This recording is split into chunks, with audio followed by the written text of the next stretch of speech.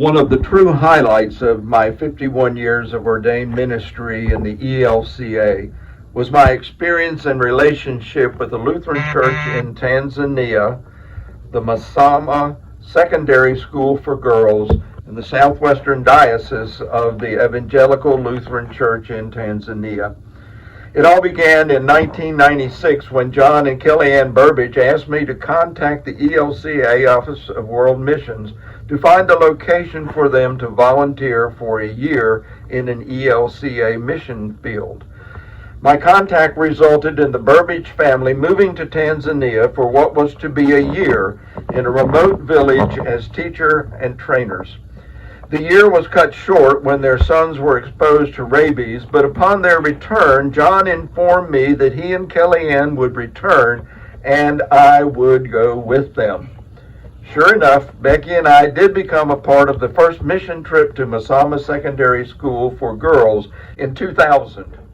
What we encountered on our arrival was sad. The campus buildings located just below Mount Kilimanjaro were suffering from decades of neglect.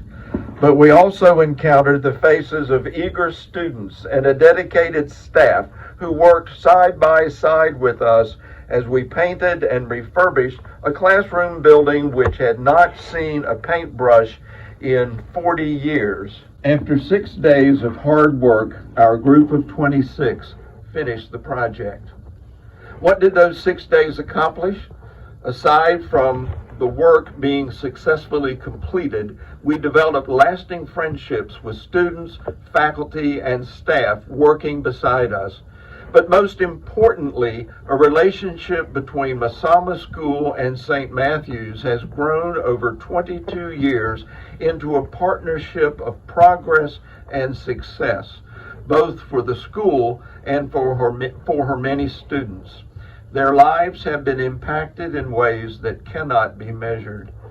Lastly, and perhaps just as important, on our visit to Masama, we learned of the ELCT diocese in the remote southwestern corner of Tanzania that had no ELCA companion synod for support, spiritual partnership, and mission work.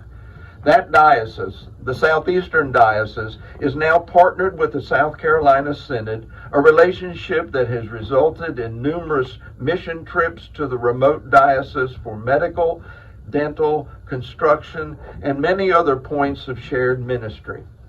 I thank God that I could play a part in establishing and nurturing these two missional relationships.